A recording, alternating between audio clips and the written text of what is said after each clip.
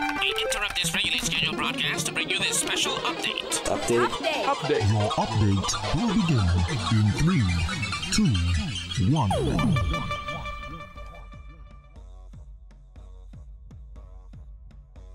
Today we are here with the number 21 candidate on the UP party slate, the Green team, for the upcoming parliamentary elections 2014. We have former minister, former senator, former commissioner, former a lot of things in government service, Mrs. Maria Buncamper-Molanus. Maria, welcome. Thank you for being here. Thank you, Mike. Well, another election upcoming. You're no stranger to elections at all. By now, a veteran, or we would say extreme veteran. But you've chosen to run again. You're back in a horse race, so to speak. A lot of people might have been surprised by that you're back. But you're back in any case, and you're back with the UP party. First of all, why? Why are you back? Why are you chosen to run? Why is this important to you? You know, I think I still have a lot in me to give. If you look back at the past 3 years, I have not been in public office, but yet I found myself serving the people. So it's in me. It's just in my genes, and I figure, well, if I'm going to be serving the public anyway, why not formalize it once again, which gives me a better platform. It gives me a broader scope to be able to serve more people and do more for the public. Right. And you've chosen a green team. You've chosen to run with the UP. I did, yeah. Why is the UP and Maria such a good fit? Well, you see, I think I have still very creative and useful ideas. And sometimes once you've done all you can in one place, but you still feel the need to be able to expand. Sometimes you look for somewhere where you are allowed to, in the sense of having that space, right, having that support to do so. And I found that within the environment of UP, that space is available, that support is available, it's created. And what I specifically like about it is that you have a nice mix of the ages, a nice mix of experience, a nice mix of youth, maturity, and within that, I believe that creative, innovative approaches to solving old problems are certainly welcomed and have a platform to be further developed. Right. Now, you were one of the first ministers of country St. Martin, made history. Is that, I mean, that's still a very proud moment for you? Well, absolutely. I think any moment and opportunity that anyone gets to serve the people, to be elected, to be appointed in public office, is something to be proud of. And I take that with me. I mean, bear in mind, I've been in public office, active public office, for 15 years. And I am very grateful for the opportunities that I've had to be able to do so, and all who made that possible. That's part of my history. But I read somewhere my own biography today, in which it stated I am still making history. And why not? And why not? I think if we have something to offer to St. Martin, especially if it's something positive, why not take the opportunities that are provided to us to make these things happen, to make positive developments happen? Because God knows St. Martin can use all our contribution. You know, we made great strides. We got our constitutional change, but some of the things that we thought would happen, the developments and the improvements and the benefits that we expected to take place after 10-10-10 have not quite materialized as hoped for. Now, okay, nothing happens overnight, but it is important, however, that you don't waste time. It is important that you have the right people on the right place at the right time, so that you are as efficient as possible, because someone who doesn't have work today is not concerned about you figuring it out 4 years from now. Right. Now, you've been either councilwoman, commissioner, senator, minister. It's quite an impressive resume. Has your approach going into this election towards governing and towards serving the people changed any over the last, over all of these terms? Have you changed, or are you going in there with the same vigor and just to serve the people? Well, do people change? No, not really. You know, I've thought about this. Yeah. I think you change automatically based on your experiences. Right. And I think in that sense I am more experienced because I have gone through more. I think I also have a better view on what is realistic, what is idealistic, and what is what we can really achieve in the time frame that we have. Right. 4 years seems to be a long time when you're just elected, but before you know it, that you've got an idea on the table, able to put it on paper, work it out legally, get the support for it. Before you know it, 4 years are over. So if you can bring people to the table who have creativity, new, fresh approaches to solving problems, and you merge them or you put them together with people who have experience on how the apparatus runs, the lobbying, the seeking support, the getting it done, I think you make a great combination. And so I think I bring that to the table. I bring a little bit of that, a little bit of all of it, because I still think I have youthful ideas. But I'm still me. I'm still that energetic me with all the creativity and the vigor, if you will. Right. So I think you'll see more of me, but perhaps more experienced. Right. Because I just have been there longer than others, Right. and I bring with me my history. Yeah. Well, although you've been away from the political scene for a little bit, you haven't been quiet. You've been very active. Maybe tell some of our viewers exactly how, mostly a lot to do with the Rotary. Yes. How you've been active and how's that, how you're involved in those activities. Well, I had the pleasure of being, a board member, a secretary, and then most recently president. And over those 3 years, I think some of the projects that stood out are the Alzheimer's awareness campaign that we did in 2010, 11, and that's really it's close to home.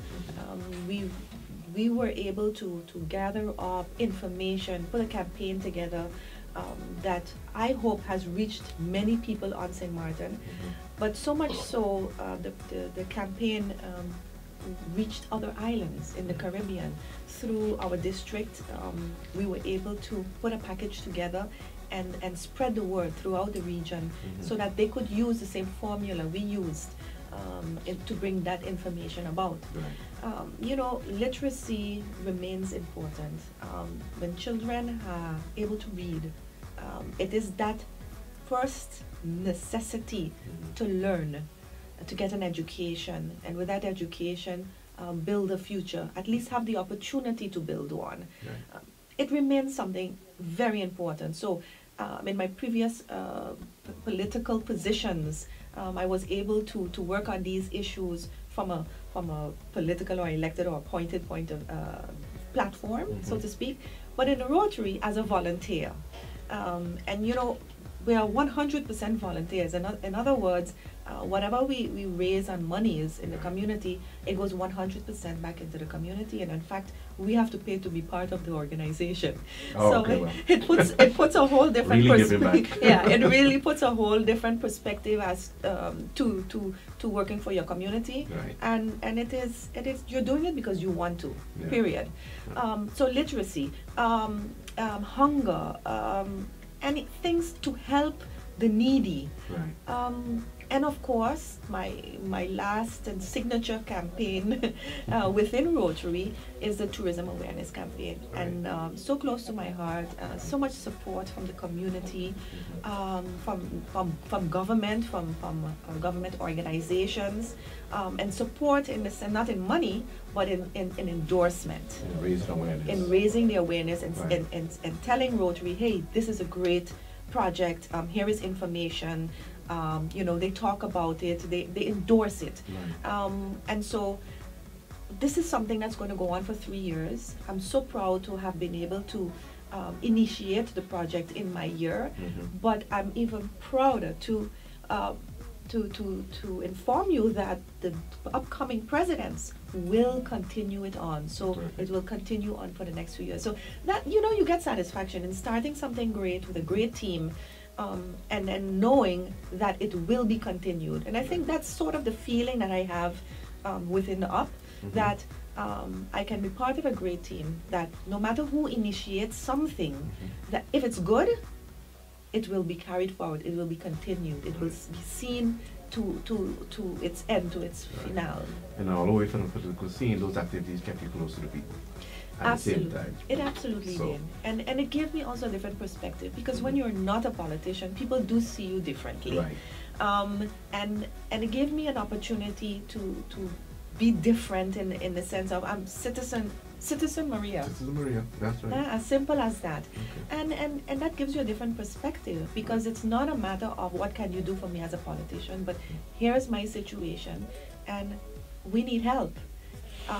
And let me tell you, with our food hamper projects, we have seen some really sad situations. We have really bad social situations on St. Martin that need to be addressed.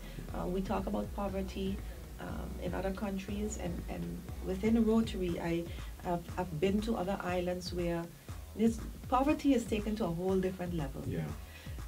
But we shouldn't shy away from the fact that we have it here. Right. It is a reality on St. Martin. It needs to be addressed, and I think we're small enough, an island with a small enough population, that we can address it. Right. We can address it positively, favorably. We don't need huge solutions because it is a small problem, and not a problem, small population, but addressable. It can be handled, it can be taken care, it can be dealt with. Right. And we need to address it, not sweep it under the rug. Now, besides that, obviously, which is a concern, is obviously something when you get elected, you want to address. Is there any other issue? We're surrounded with a lot of issues. Any other signature issue that you would want to address on this campaign trail? I know you're adamant about government efficiency, transparency, that type of thing in terms of getting work done for the business people, for the regular person. I mean, is that an issue you're still absolutely feel strong about? Absolutely. We need to find that magic balance. Development, environment, population growth, immigration. We need to find that balance. Right. At a certain point in time, there's only so many people we can host. Yeah. It is what it is. We're not creating more land. Exactly, we're an island. Yeah. There's a limit. Yeah, there are only so many economic activities that you can create. There are only so many jobs that you'll be able to provide. You need to keep that in mind. Right. And so, yes, I still seek that finding that balance between economic development, social development, environment, and certainly. We need to look at our kids, our educational system. Right. We have a particular job market, a certain job market, but our educational system is not necessarily linked adequately to that job market. And that is where we continue to bump our heads against the wall. We continue to disappoint our young people, because our educational system does not prepare them for the labor market that we have. Right. So there's work to be done. Parliament, I think work needs to be done in Parliament. Parliament is a legislative body. It has its clear responsibility and authority established by law. I'd like to see less bickering. I'd love to see more legislating. Right. More of the responsibilities that government is to be held to. You have a legislative body that has the responsibility to keep an eye on government. Right. Bring them in. It doesn't always have to be a fight. Right.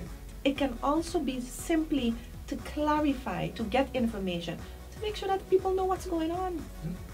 As simple as that. Simple communication. Communication. That's right. I'd like to see more of that, and I hope that and I'm sure, in fact, that with this team, being part of this team, that is something that I can certainly contribute to. Now you've been through your own share of battles, political battles. I mean, I think you're a veteran. That's helped make you into an extreme veteran, as I like to say. But you're still here. You're still standing strong. You came through it, head high, with your integrity intact. Yes. there might be some people who who feel they still don't know Maria a little bit. Yeah. If they were to approach you, and I know you're very approachable, and ask about Maria and why they should vote for Maria. I mean, I love asking people this question. I mean, what would you tell these people who are trying to get to know you a little better and why they should vote for you?